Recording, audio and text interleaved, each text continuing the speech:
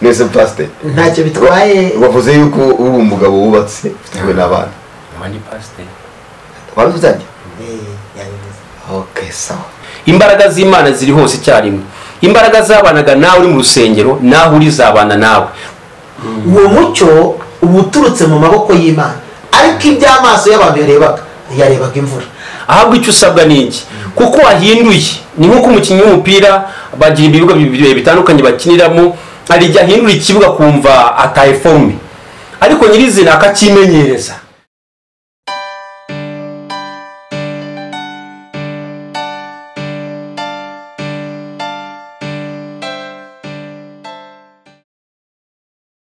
Nshuti bakundwa mubanye natwe muri uyu mwanya kuri channel ya Bob PC TV ndetse n'Impembero TV. Imana umugisha nkuko mubireba rero tubahanga kugira ngo tuganire ijambo ry'Imana.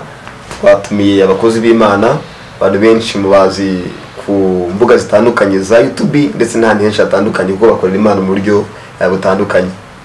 Rero reka tugire tubakire, ko mbere yuko tubakire ko wenda ntekeza ko hariho abantu bamubonye ari ubwa mbere. Kabanze mbibwire, nitwa Fulgence Mutabaruka, ndi umugabo, ndubatse, mfite umugore n'abana, ndi umukristo. Ikindi wenda umuhamagaro, ndi umuvugabutumwa bwiza. Rero tuzanga gutuganira, reka nakire n'abandi turi kumwe twibwire. Amazina yanjye yitwa Pastor Kabandana Nelson, aba mfite umudamu n'abana babiri. Imana ibamugisha. Murakoze cyane, Yesu abamugisha, turabakunda cyane. Mwebwe mwese mugira umwanya wo kumva ijambo ry'Imana ndetse no gukurikirana ibiganiro tuganira. Nanjye nitwa Moise Sindayigaya, ndi umukristo birumvikana, kandi nanjye ndi umugabo ufite umudamu n'abana. Yesu aduhana umugisha. Amen.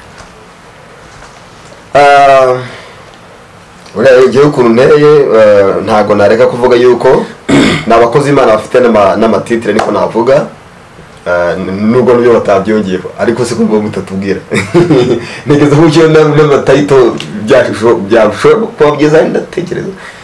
So mutubwire, ngiye nivuze ngo ndi umuvugabutumwa ariko nawe mfite n'amatitire. Nese pastor ntacyo bitwaye. wavuze yuko uri umugabo wubatse ufite n'abana abandi pastor baruzanye yabivuze. okay sawa. Uyu nabareka wenda tufoke ibintu n'umwarimu. Ndi mwarimu ukorera umurimo w'Imana muri ADPR ku mudugudu wa Sejemo muri paruwasi ya Rwampara.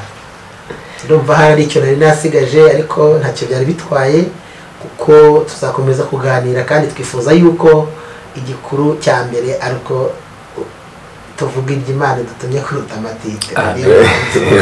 Yego murakoze cyane, nabyo bari byiza kandi ngiye numvishe ku bwanjye binshimishije cyane kubatumira kugira ngo tubane muri uyu mwanya. Ku bwanjye byanshimishije cyane. So ikintu nifuje ko twaganiraho, tugeze mu bihe ngira ngo covid igiye kumara hafi umwaka, igiye gushira. Hanyuma covid yatumye abantu benshi bataboneka mu nsengero ku bwa gahunda nziza kugira ngo dukomeze twirinde, kuko muzi yuko ubugome bwayo ntabwo twemera ko abantu begera. Ibi byagiye bituma abantu bataboneka mu nsengero, tutemerewe kujya mu nsengero cyangwa ibintu bigenda bihuza abantu n'insengero zajemo niduhura.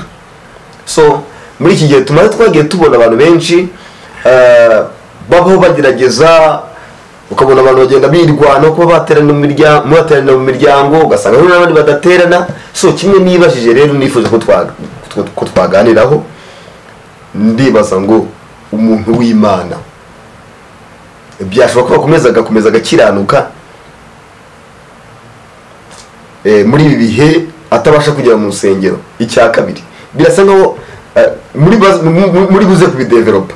Icya kabiri, buriya muzi imbaraga ziri mu guterana kwera, ariko niba umuntu ashobora kumara umwaka adaterana ajya mu rusengero, kandi uzi umuntu agiye mu rusengero uburyo ameze nk'umuntu nka telefone yagiye gucagingwa.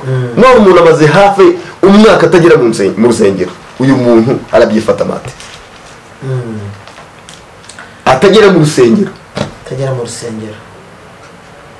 Icyo ni icya mbere.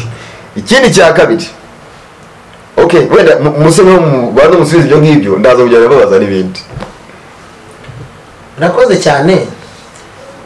Nibyo koko turi mu bihe bibi kandi covid ifite imbaraga, ariko kandi ibi bihe nabyo Imana yemeye ko tunyuramo, tugomba kubitambukamo kandi ntitubisigemo Imana cyangwa ngo tubisige mu buhamya. Nayo mpamvu umukirisito ahubwo ari we ukwiye no kubasha kuhanyura neza, bitewe n'uko afite bagaje y'ibyo yari yaramenye kera. Bagaje cyangwa se afite impamba. Uyu muntu afite ibintu byari bimurimo byamukomezaga mu buzima bwe bwa buri munsi, none ageze igihe kitamwemerera kujya mu rusengero. Ariko mwibuke ko n'ijambo ry'Imana rivuga ko imitima yacu arizo sengero zikomeye z'Uwiteka. Rero niba urusengero rukomeye rw'Uwiteka ukiri kumwe narwo, nta n'impamvu yo kumva ufite ubwoba. Imana yo ntizabura kugusura, ntizabura kukugenderera, kuko yaravuze ngo nkunda abankunda bashakana umwete bazambona. Iyo usomye ijambo ry'Imana hano muri Daniyeli ibice 11 umurongo wa 32, haravuga ngo abaca mu isezerano azabayobesha kubashyikira, ariko abantu bazi Imana yabo bazakomera bakora iby'ubutwari. None se pastor, ntabwo wumva yuko Imana yashyizeho umurongo mwiza w'uko umuntu w'Imana akwiye guhagarara no mu bihe bikomeye? Abantu bazi Imana yabo, bivuze ngo bya bindi wumvishe covid itari yawe, bya bindi wavomye ugifite uburyo bwo kujya mu rusengero, bya bindi wumvishe wigisha ijambo ry'Imana n'umwigisha murebana imbona nkubone, atari ubu ngubu habayeho kwirinda, insengero zigahagarara, abantu bagakurikirana ijambo ry'Imana muri ubu buryo dukoresheje amacano ndetse n'ubundi buryo nk'ubu bwa WhatsApp ndetse n'ahandi bishoboka. Rero umuntu w'Imana afite inshingano yo gukomera no gukora iby'ubutwari. Ahubwo birababaje kubona hari umuntu w'Imana muri iki gihe waba yarataye inshingano agatakaza umusaraba, akaba ari gukora ibyangwa n'amaso y'Uwiteka yitwaje ko atakijya mu rusengero. Ubwo icyo gihe gukomera ko ntabwo kaba gushingiye ku by'Imana yamuhaye biri mu mutima, ahubwo gukomera ko kwaba kwari gushingiye yuko yinjira mu muryango w'urusengero. Kandi birashoboka ko impanda y'Imana izavuga tutari mu rusengero, birashoboka ko impanda y'Imana izavuga tumaze amezi 5 tudaterana mu rusengero, birashoboka ko impanda y'Imana izavuga tumaze imyaka 2 tutagera mu rusengero, ariko umukiranutsi w'Imana haleluya azakomera kandi akora iby'ubutwari. Pastor, wowe urabyumva? Murakoze, Imana ibahe umugisha. Ni ukuvuga ngo iyi nsanganyamatsiko twazanye ni nziza, kuko hari benshi batekereza yuko turi mu bihe byo kugwa. Nibyo benshi babitekereza, bakavuga ngo n'ubundi Imana irabyemeye. Niba ari umuntu kera wajyaga mu kabari akumva kongera kunywa akayoga nta kibazo, Imana irabyemeye. Ariko ntabwo nyine uko pastor bivuga, uko mwemwe bivuga, ntabwo ibihe ducamo ari bitwemera gukora ibyaha. Bibiliya nivuga ngo abazi Imana yabo bazakomera, nko twabivuze. Pawulo avuga ngo urufatiro rw'Uwiteka ruracyahagaze, rwanditswe ngo Uwiteka azabe. Aho waba uri aho ariho hose, Imana irakuzi, izi n'ibihucamo. Ahubwo icy'ingenzi ni ukureba bwa bufatanye twagiraga abera mu itorero. Buriya nubwo turi mu rugo, ariko Imana yashyizeho uburyo butandukanye bw'uko bashobora kuba bavugana. Hari communication zitandukanye, navuga 3. Hari abafite amahirwe y'uko umuryango wose ukijijwe bazi Imana, papa mama n'abana bakaba bazi Imana. Abo bakora iteraniro mu rugo, gahunda zo ku rusengero bakazimura mu rugo, bahagumya gusenga uko basengaga, bahagumya kuba maso mu byo kwinginga biriza ubusa. Hari n'ubundi buryo bwo kuri telefone. Ushobora kuvuga uti niba nacitse intege, ukabahamagara pasiteri wawe, ukabahamagara mwarimu wawe, ukabahamagara muri mugenzi wawe, umukristo mugenzi wawe, mugakomezanya kuri telefone, mugahamagarana. Nkuko uyu munsi wa none ntabwo abayobozi bo kurama nama bahuye bose, ibintu byose biri kuba online kandi bigakorwa neza. No mu buryo bw'umwuka, mu yindi si umwuka nabwo birashoboka kugwa. Rero ko mbitekereza, hagize uva ngo yaguye kubera kudaterana kw'abantu mu nsengero, nkuko bivaho ko gukomera kwe kwa gushingiyeho ko ku rusengero. Ariko nyirizina icyo tubwira abakristo cyangwa se dushishikariza abakristo, ni ibihe bibi koko. Hagize ubihakana yaba tubeshye, ni ibihe bibi. Rero turavuga nk'abantu Satani akunda kumvisha ngo rutarakomera mu gakiza, rutaramenya kwisengera, ni pastor gusengeraga, rutaramenya ko wakwifatira ibihe wabijyaga mu kwa runaka. Ni isaha Imana iguye kugira ngo ugere ku butwari bwawe, nuko batubwiye ngo bazame abazi Imana bazakomera. Ni isaha yawe kugira ngo uve ngo nanjye none aho ndahangaha reka nizere ko nasenga Imana ikanyumva kandi kampa imbaraga. ikindi mbibutsa umwuka wera abera hose icyarimwe, imbaraga z'Imana ziri hose icyarimwe, imbaraga zabanaga nawe uri mu rusengero nawe uri zabana nawe, ahubwo icyo usabwa ni iki, kuko wahinduye. Ni nk'uko umukinnyi w'umupira bagira ibibuga bitandukanye bakiniramo, hari igihe ahindura ikibuga kumva ataye forume, ariko nyirizina akakimenyereza. Ariyo mpamvu abaho za anterinoma akakimenyereza kugira ngo najya kugikiniramo atazatsindwa. Natwe twimukiye mu kindi kibuga cyo gusengera Imana mitima yacu. Rero imenyereze gusenga wenyine. Iryo ni ishuri Imana iguhaye kugira ngo werekane ubutwari bwawe, wereke Yesu yuko utamukurikiye kubera imigati, wereke Yesu utamukurikiye kubera abantu. Hari abantu benshi dukurikira abandi, tugakurikira amazina y'isengero, tugakurikira bagenzi bacu bahuriye ku cyumweru. Oya, ereka Yesu yuko utamukurikiye kubera ibyo byose, ahubwo yuko wamukurikiye umushaka by'ukuri koko gushaka ubwami. Rero nkavuga ngo ndumva nta mpamvu nimwe yaba inahari pasiteri yayikemura, yaba inahari mwarimu yayikemura, nta mpamvu wakagize. Niba wanaguye kandi kubera iyo mpamvu ikiganiro ngere kugira ngo wongere ubyuke kize kurangira wabyutse, uko turavuze ngo nta mpamvu yo kugwa nimwe. Murakoze, Imana ibamwigisha. Hari n'ikindi nakunganiraho, ngewe ndakomeza nifashisha ijambo ry'Imana muri Zaburi 11 umurongo wa 3 haravuga ngo niba imfatiro zishenye umukiranutsi yakora iki? Ubundi niba koko uyu muntu yarageze mu rusengero akumva ubutumwa bwiza mu ijambo rimwe cyangwa menshi, akumva yakwiha Imana, ndetse ahubwo usibye no kuvuga ngo no kugera mu rusengero, n'uwaba ari kutwumva ubu ngubu atarigeze agera mu rusengero ariko habaye amahirwe, ahubwo kwiha Imana, kuko ibihe bikomeye nibyo Imana ibigushakamo, ahubwo ni nawe ukwiye gushaka Imana, kuko iyo umuntu ari mu mahoro n'umudendezo, burya Imana niyo igenda imugarura bitewe n'uko aba afite ibimureshya byinshi. Ariko ubu noneho nitwe dukwiye guhendahenda Imana tuyitabaza ngo itugirire neza. Ariko ijambo ryavuze ngo niba ifatiro zishenye umukiranutsi yakora iki? Nta kindi rero icya mbere yakora, yasenga. Icyo wakora ni ugusenga. Rero buze amasengesho mu bihe bibi nta nubwo wazigera uyabona mu bihe byiza, ahubwo ibi bihe nibyo bigusaba amasengesho. Kuko ibi bihe ntabwo navuga ngo ufite umurongo wabyo, uwo ufite azawutubwire. Umurongo wabyo ufitwe n'Imana. Imana rero niyo dukwiye kugira inshuti kuruta ibintu ndetse n'abantu. Bityo rero nituyigira inshuti izatumenyera ibikwiriye kandi n'ibituri imbere. Ikindi ni uko umuntu adakwiye kwibagirwa yuko iminsi tumaze tuba tuyizi, ariko iyo dusigaje Imana niyo ibiyizi. Niyo mpamvu rero iminsi umuntu afite agomba kuyibyaza umusaruro byanga bikunda, kugira ngo Imana imurebe neza. Kuko Imana ikurebanye amaso y'imbabazi ngikongerera iminsi yo kubaho. Niko yageze ibibwira abakozi bayo ba Hezekiya, niko byagenze. Iyo Imana ikwishimiye ikongerera iminsi yo kubaho. Reka mbabwire manura nubwo turi mu kiganiro yuko umuntu uzagerageza kwegerana n'Imana akanirinda, kuko Imana ntabwo ijya yemera ko abantu babibigane. Ubwo Imana igusaba yuko byose bikorwa muri gahunda.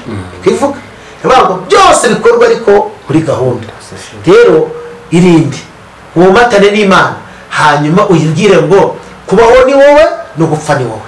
Ariko nifuza ko nazagira umumaro hirya ya none, hirya ya Covid, hirya y'akaga n'ibihe bikomeye turimo isi ndetse n'itorero ndetse n'igihugu muri rusange. Ibyo bihe nubwo bigoye ariko nta bikomereye Imana, kuko Imana iri hejuru ya byose. Ndumva rero ahari sinzi niba twabishubije nk'uko mwabifuza. Murakoze, ndumva murimo mubisubiza neza nk'uko nabishakaga. Yewe kuva Covid yaza bagatangira guca, reka niba ngo bagatangira guca, ahubwo ikaza dutandukanya abantu bajye mu nsengero. Nagiye ngira impungenge zikomeye, nagiye mbereka cyangwa mvuga kuba rero ibiganiro byari bitambuka, tuzi abantu benshi bagiye bagwa. Kandi dufite n'abakristo mu by'ukuri usanga tumenyereye yuko n'ubundi nawe yarasanzwe atabirimo, ahubwo nakizwa bitewe n'uko afite perezida urimo kontora muri korali, batiyambaye nabi, ejo bati nijya musengero pastor ari bumbona ate, yaba ari muzaho bati nijya abantu n'umuntu ngiturimbana bazamagarika imeze bite, ukabona aho rakizwa kuko abantu bamureba.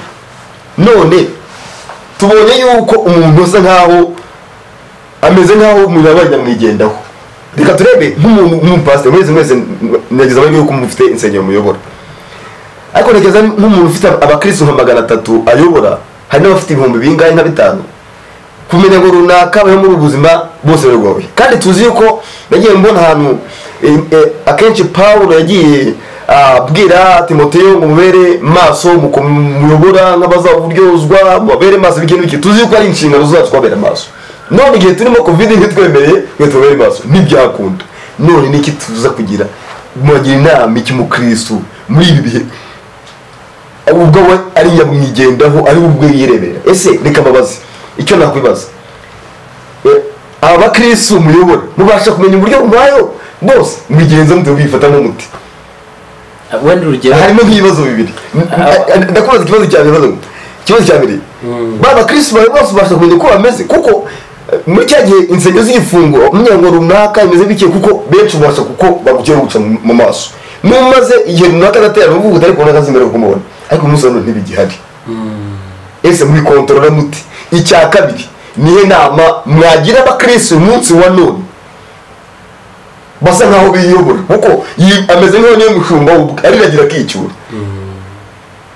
murakoze cyane murakoze hari ndumva ari ngiye mwifurije ko naheraho ariko icyo mvuga ahangaha ni ibintu byumvikana binasobanutse kandi kuko birakomeye ariko hari amagambo nk'atatu ndabivugamo mbe maze kubisobanura icya mbere nibyo koko kubakurikirana ntibyoroshye kuko hariho imbuga abantu baganiraho ijambo ry'Imana ariko ntabwo ari bose bafite telefone za WhatsApp hari n'umukirisitu utagira na telefone ariko hari icyo bita amaserire cyangwa ibihande abakristo babarizwamo iyo umuntu akeneye amakuru ubaza wa muyobozi wa bugufi w'igihande akaguha amakuru y'umwe ku wundi bijyanye nawe n'uburyo ki wenda abageraho sibyo ko nk'ubu ngubu bidakunda kubera ko ari muri guma mu rugo ariko mu gihe gisanzwe wenda hariho ubwirinzi kubageraho umwe kuri umwe byakunda akakubwira ati bari amahoro ubwo rero ni uburyo bumwe bushobora gutuma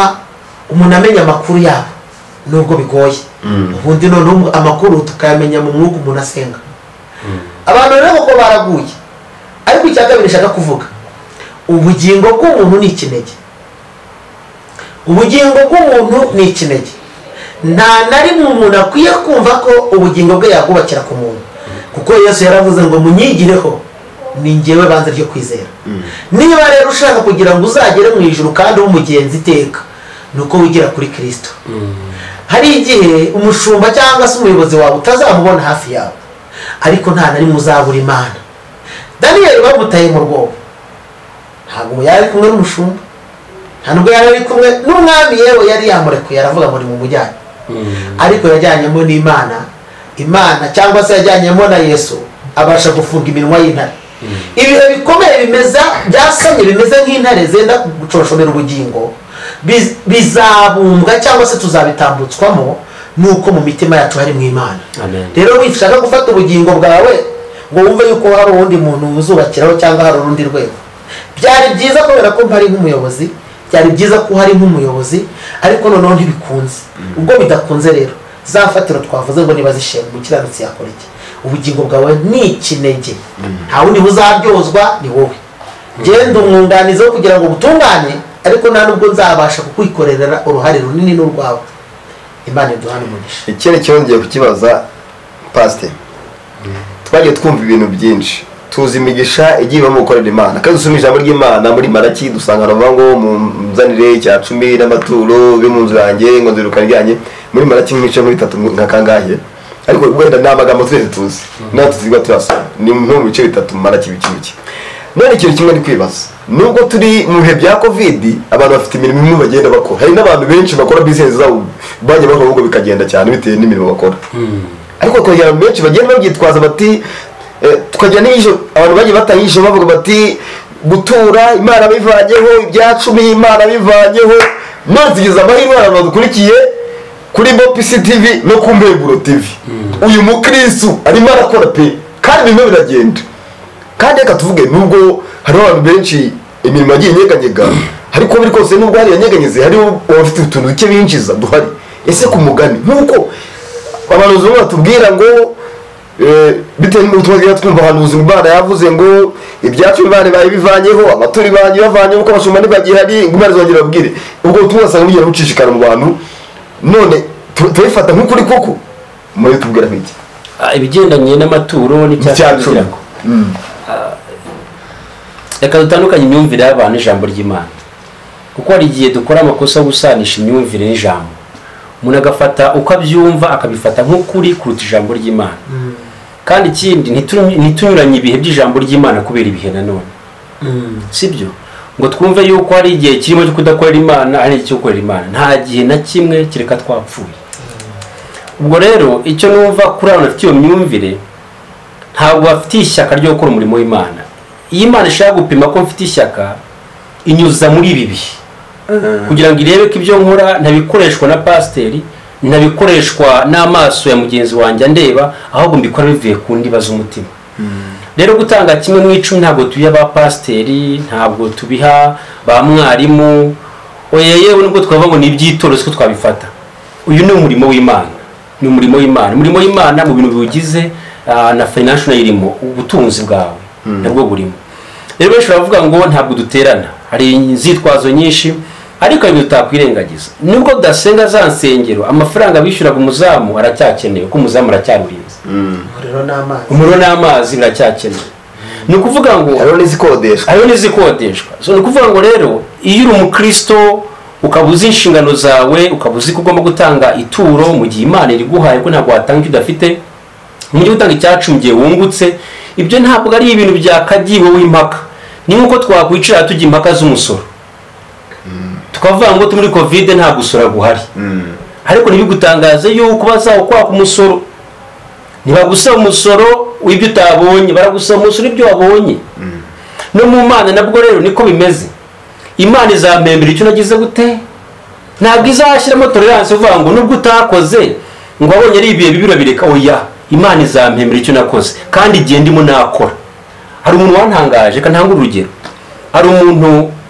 wagiye mu nzu y'imbohe yarasanzwe ari umukristo muzi ko mu nzu y'imbohe ari igihe ugira ubuntu udufaranga ukatubona bijya bibaho abantu benshi barabizi uwo mugabo ahuye na madamu aje kumusura yagerageje kumwumvisha uburyo n'ahari mu nzu y'imbohe agomba gukora Imana hanze mu itorero rye urumva icyo kintu aravuga ati rero jyewe byanga bikunze ngomba gukorera iki ngomba gukorera Imana utwo bamushyiriye mu nzu y'imbohe agasigaza tuguze gufashisha abantu mu nzu y'Imana urumva uwo muntu icyo ni icyerekana umutima ukunda Imana rero nkavuga ngo muri ibi bihe kugira ngo ngire vuba dukomeze n'ibindi muri ibi bihe wowe duteze amatwi wowe dukurikirana wowe tureba niba utatanga icyacumi ngo ni ukubera covid menya kuri muri kurura umuvumo ibyo uhabwa ntabwo dufite stock mu ijuru ibyo twakoze twebwe ni favor n'ubuntu ubwo buntu Imana iguha kwaka kimwe mu icumi kandi icyo ngicyo nta nubwo uba ugitwaye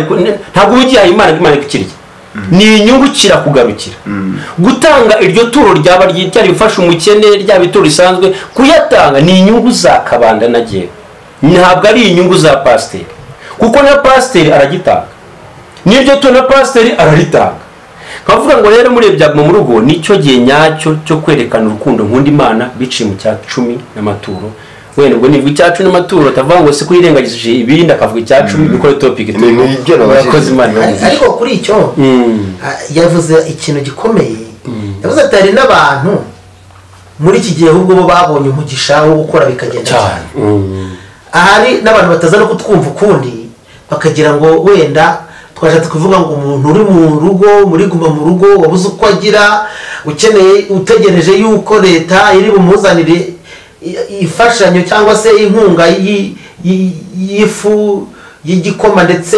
n'akawunga ndetse n'ibishyimbo n'ibindi uko babigennye ngo niwe turi kubwira ngo agende azane icyo cya 10 oya ahubwo wowe muntu wagiriwe ubuntu bwo kubona ayo mahirwe yo kubona ya mikorere kandi ukabona biri kugenda wari ukwiye gutekereza ngo kuba abandi bari mu nzu ngewe nk'abandi gukora bikemera ni iki cyatuma n'ubundi ntakorera Imana ikindi Bibiliya iravuga ngo umuntu aguma uko yarari agihamagara uguma uko wari uri rero ugihamagara niba koko uri umuntu w'Imana uguma uko wari uri ugihamagara nta muntu uri buguhate ahubwo Imana iri kugira ngo ikurebe muri iki gihe ivuga ati se ubundi ko abandi babuze ayo mahirwe bakaba bicaye mu rugo bakaba ntacyo bari gukora uyu we mbona muri aya mahirwe ubundi yabyaje uwuhe musaruro urukundo ukunda Imana nirugaragare kandi ijambo riravuga ngo mubonemo umumaro muri Kristo Yesu unduhure icyo uzakora kizarohora abandi.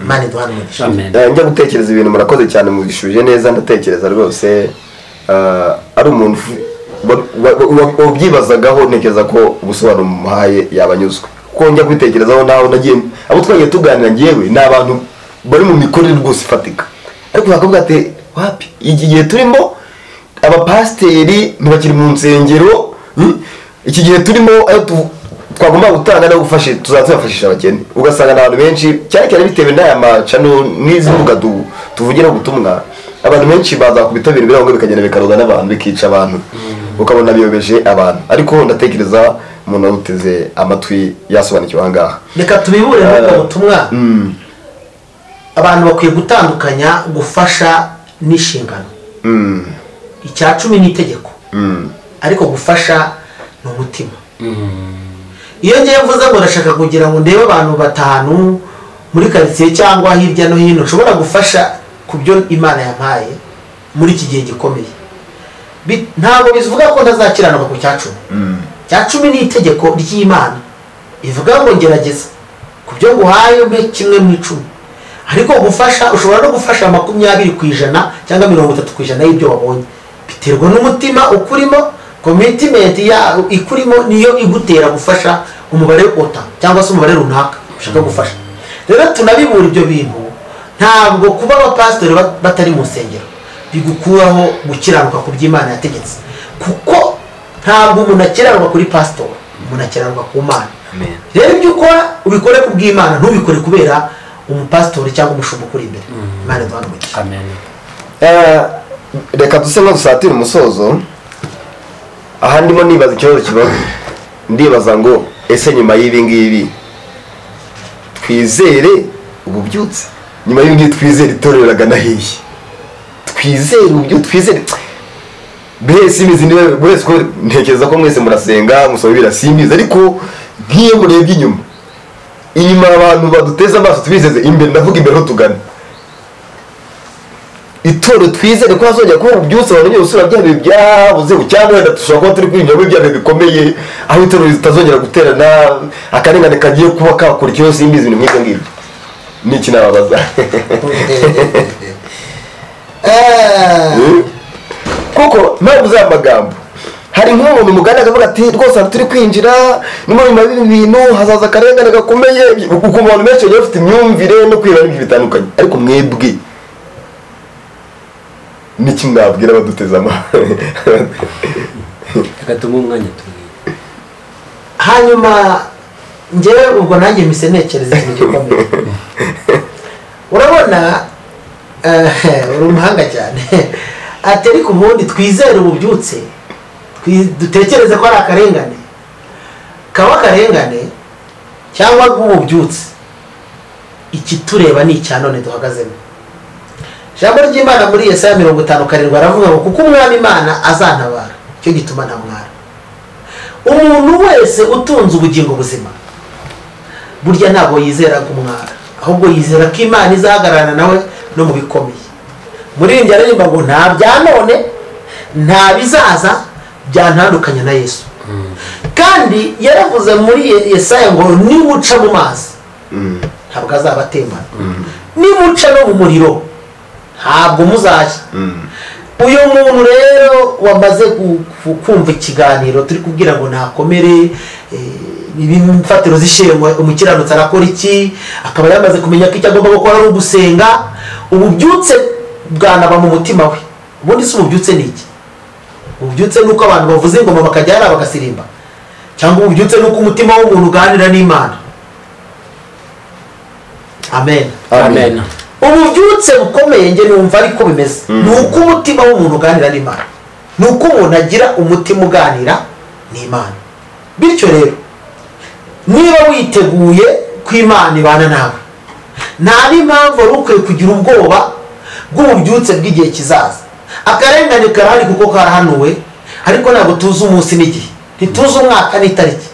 Twebwe icyo turebaho ni igihe turimo Imana nishaka ko hacya kuko buriya hari igihe abantu bareba imvura ikubye bakavuga bati none hiri bugwe ntirasiga inzu n'imwe ihagaze. Wajya kubona ukabona umuyaga uturutse mu cyerekezo utatekerezaga ukeyuraho ya mvura wajya kubona ukabona habaye umucyo. Uwo mucyo uba uturutse mu maboko y'Imana, ariko iby'amaso y'abantu yarebaga imvura. Amaso y'abantu ari kureba covid n'ingaruka zayo n'ibibazo byayo, ariko mu budahangarwa no mu bubasha bw'Imana hari icyo Imana yakora ikeyura, ibihe byiza bikagaruka, abantu bakongera bagahembuka, imitima y'abantu ikongera igasabana n'Imana, amateraniro akongera akaba, abantu bakishima, ibirori bikaba, umuntu wese yahura na mugenzi akamubwira ngo Imana yarakoze. Ariko biraturuka ko ijambo riravuga ngo maze abantu banjye bihitiriwe izina ryanjye nibamara kumva ibibaye bagaca bugufi nzabumva ndi mu ijuru bagasenga. Cyokora pasiteri nawe yanyunganira. Oya, nta nyunganizi yindi idasanzwe n'ibyo ngibyo. Ntekereza neza kwenda kimwe cyo umuntu akwiriye kuzirikana nk'uko bivuze, ubyutse kuza kwabyo nk'uko yabivugaga ni kwa guhinduka k'umutima w'umuntu. Nibwo bubyutse, iyo umuntu yahindutse burya nibwo bubyutse. Kandi duhindurwa n'iki? Duhindurwa no kumanuka kwa za mbaraga mu gihe twazisabye nk'uko bivuze ngo abantu bitiriwe izina ryanjye nibapfukama bagasenga.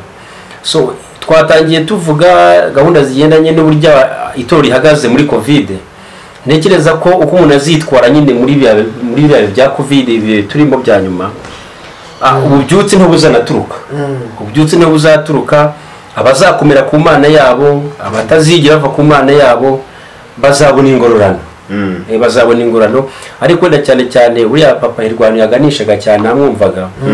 Ntekereza ko yatekerezaga bwa bubyutse uvuga bw'ingoma no kubona insengero zakubise zuzuye, kubona bya biterane ajyaga gukora.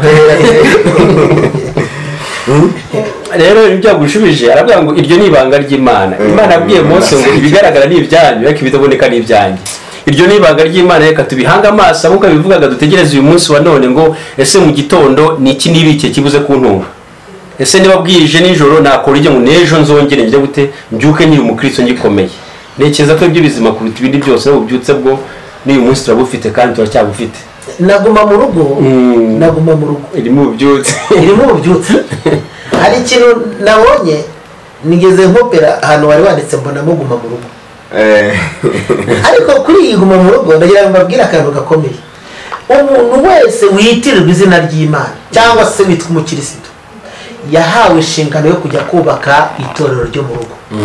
Ahubwo reka twibaze ngo umuntu wese uri kutwumva itorero rye ryo mu rugo yaryubatse ate? Kuko ntabwo byumvikana ukuntu waba umaze igihe kingana gutya mu rugo n'itorero ryo mu rugo ngo usangana n'uburikije gaje. Ariko ndaguca mu ijambo gato.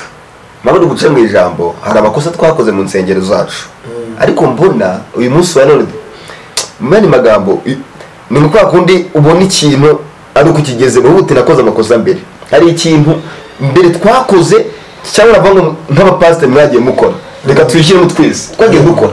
Twari dushishikariza abantu kuza mu nsengero, kuza mu byumba, twabigije kubaka itorero ryo mu rugo mbere. Ahubwo ugasanga abantu benshi ntiryari ryubake sabwo nibwo utangiye kubona yuko byari bikwiye. Ariyo mpamvu ariko ikibazo narimo nibaza ariko abantu benshi mwagiye mubagira inama. Hari ahantu usanga umuntu ari we n'umugore n'umwana akibaze tuzasenga dute.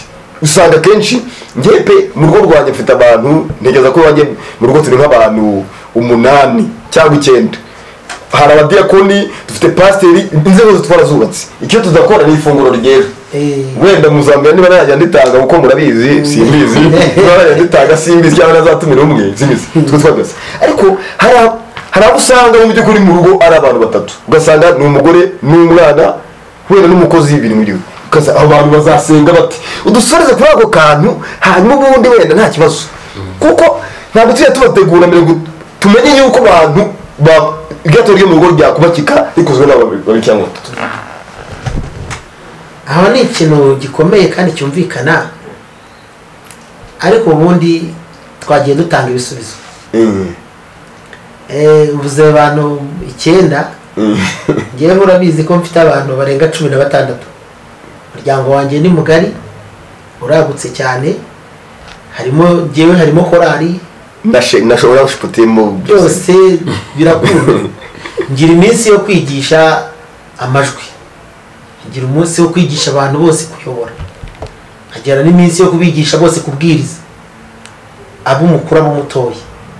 Ariko noneho si nibyo koko habaye amakosa yo kutigishwa, ariko ubundi umurimo wo kwigisha umuntu ni umwuka w'Imana uwugira. Umuntu nawe yakwigisha agakurambikaho ibiganza n'ibirenge hatabayemo intervention y'umwuka wera cyangwa se hatabayemo imirimo y'umwuka wera, nta kintu wakora. Kuko reka turebere wenda ku itorero rya mbere, itorero ry'intumwa. Uzasanga Petero ari kumwe na Yesu, aramubwira ati nkurikira, ati urankunda, ndagukunda, bwa mbere bwa kabiri bwa gatatu. Aramubwira ati ngewe niyo wapfa twapfa turi kumwe. Ndaramubwira ati oya, inkoko itarabikura bunyihakanye gatatu. Petero uyu nguyu kuko yaratarabona umwuka wera, ibyo Yesu yamubwiye byose byamubayeho. Ariko nyuma amaze guhabwa umwuka wera, ntabwo yigeze ajya kwigishwa ibyo azavuga. Umwuka yaramwigishije kugeza ku rwego ahagarara mu iteraniro ry'ibihumbi 3, aravuga ngo yemwe bagabo b'Iyudaya ni Yerusalemu, ibi mubimenye ntabwo twasenze, ahubwo wa wundi Yesu mwishe mukamubanga niwe utumye ibi biba byose. Ndagira ngo ngire inama umuntu uvuga ngo itorero ntabwo ryanyigishije, muri make afite urubanza ku itorero. Vana urubanza ku itorero, hanga amaso Imana. Umwanditsi witwa ku cyaravuze ngo nzahagarara ku munara ndindire ikimana izamvugira. Hagarara ku munara wawe, hagarara Imana ikubona, umwuka w'Imana akwigisha uko uzayobora n'urugo. Erega si no kuvuga ngo no kubigisha gusenga, no kugira ngo uruyobore, kandi uruyobore mu buryo bwiza bwa Kristo, bizava ku Mana. Urugo n'urw'Imana nta muntu washobora kuruyobora. Bityo rero haba mu buryo bwo gusenga ndetse n'ubundi mu buryo ubu cyangwa ubundi, Imana nizabigiramo uruhare. Navuga ngo urubanza ko ku bakozi b'Imana intege nke bagize, kandi si ubwa mbere bibaye, na Yosuwa byaramunaniye asiga uzamusimbura. Icyo kora nubwo atari ibintu twashimagiza ngo tubihe amanota, ariko kandi nta nubwo byaba ikintu twiturufu dutuma ngo tuvuge ngo abakristo rero ntabwo bazasenga kuko batigeze batozwa n'abayobozi babo, ahubwo umwuka wera azabigisha. Murakoze. Imana ihumugisha. Iki kiganiro cyari cyiza kandi twumva twakomeza, ariko reka tube dushoje aha ngaha, tuzakomeza ariko reka mvuge ngo n'ubundi reka mvuge ngo ibihe turimo birimo biragerageza abakristo. Kandi cya kabiri, buriya cyose iyo umuntu akizwa hatari ibihinyuza ntabwo agakiza kawe gafatika. Ahubwo iyo ukizwa ugakomeza kuba umukristo hagati no mu bihinyuza byinshi bigaragara, ugakomeza ubukristo bwawe. So igihe turimo n'icyo gupimwa, kandi reka mbabwire wese ibi biroroshye n'ubundi, reka mbabwire n'abatubanjirije bagiye baca muri YouTube ngibi, kandi ibi ngibi reka mubego n'ubundi ni rusange. Ibi turimo ni rusange, inzara yo guhura nayo ni rusange, ibyo turi gucamo ni rusange, ntabwo rero byaziye. So ntabwo byaje byibasiye abakristo gusa, ariko n'ubundi twebwe nka Kristo ahubwo tuba tubona umwanya wo gusenga Imana. Rero batubwiye byinshi cyane, reka dusoreze aha ngaha, kandi twifuza ko mwakomeza kugira indangagaciro za Gikristo, aho ukorera, aho utuye, komeza kugira indangagaciro za Gikristo. Rero Imana no gukangura abantu ntabwo tunganya uburyo, nubwo tunganya ubushobozi. Imana ntabwo izaturebera ko tworoganije imiryango yacu mu rugo, nuko twagiye dutanda amababa cyangwa se dufunga fuite buranda ibyuho byatuma imiryango yacu igira ibibazo muri iki gihe. Ahubwo Imana izanaturebera yuko twabashe gutambutsa amaso tukareba no kuri hakurya ku bababaye. Ntabwo rero twasoza ikiganiro ngewe ntabwiye abantu ngo bibuke no kwambutsa amaso barebe ku miryango ibabaye iri munsi y'ubushobozi. Niba wowe uzi ko ufite ibiro 5, fanaho kimwe ugiye mugenzi wawe nawe abe asunika iminsi. Imana imucira inzira inyuze kuri wowe, ejo izamucira inzira inyuze ku wundi. Muri ibi bihe dufatana amaboko, niko umwanditsi yavuze Filimoni ngo ubone n'umumaro muri Kristo Yesu unduhure. Ndumva rero ubutumwa nabwo ntabura kubutanga. Hari igihe abantu bumva avuga ati tugeze mu bihe bibi no gufasha akabireka, ariko nagira ngo babwire ngo ni igihe cyo gufasha, ni igihe cyo kugira ngo icyo ufite ugisangire na mugenzi wawe kandi ubikorane umutima ubikunze. Numva rero hari umuyobozi wari utuyoboye muri uyu mwanya, ntabwo nari kubura kuvuga iki kintu kuko abantu benshi barakirengagiza, ari nayo mpamvu bafata bya bintu na za nshingano bakabikonfonda cyangwa bakabyitiranya, ariko n'ubundi icyo ukwiye gukora ugomba kugikora niba koko uri umugenzi ujya mu ijuru. Urakoze cyane. Pastor, niba sinzi hari ikindi ufite watubwira mbere ko dusoza? Ntacyo, igisigaye ni gukomera mu mwami. Gukomera mu mwami. Pastor, nta kindi? Njyewe numva nta kindi, ahubwo twari dukwiye gusengera aba bantu bahagaze mu gihe gikomeye, Imana ikabakora ku maso, umuntu wese akamenya igihe duhagazemo n'intwara akwiye kukirwanishamo, nta n'ikindi. Naho ubundi tuzakomeza tuvuge, tuzakomeza twigishe, tusenge Imana iduhishurire ibikwiriye, natwe tubizane, tubibwire abantu, tubibwire isi, abantu bumva ubutumwa bwiza. Ariko igikwiriye ni uko uyu wumvisha ijambo ry'Imana, wumvisha iki kiganiro uyu munsi, akwiye gukomezwa kandi Imana ikamukora ku maso kugira ngo iki gihe atakirangariramo. Murakoze cyane. Murakoze cyane. Ntimwibagirwe rero gukora subscribe ndetse no gukora share na comment. Rero mwagize neza. Ni kuri channel, tubitse neza yuko ikiganiro kizaca kuri channel ya Bopisi TV hano nuko mubibona, ndetse no ku Impemburo TV online. Hanyuma reka dusabe umushumba adusengera Imana. Turagushimye mwami Yesu, dushimye ko abanye natwe kandi amagambo twavuze reka agirire akamaro abantu bose bayakurikiranye bayumva. Ndabizi neza yuko tugira ingeri nyinshi zitandukanye, ariko tugira abakunda ibiganiro by'ijambo ryawe. Reka ubafashe bahembuke, bazuke, basobanukirwe, bahishurirwe kubw'aya magambo kandi bagende bakora umurimo wawe. Nta kindi wavuze ko tugomba kugenda tukabwira abandi. Reka rero buri wese wumva agenda akora icyo umubwiye mwami, ashyire mu bikorwa mu gufasha bagenzi be, mu gufashanya mu rugo, ndetse no kubahiriza inshingano z'ubwami bwawe dukurikije ijambo ryawe dusaba. Ngabo bana natwe ubane n'abantu bose mwami bari badukurikiye mu izina rya Yesu, amen. Imana imugisha. Kubakenera ama contact murasanga aho ngaho hasi.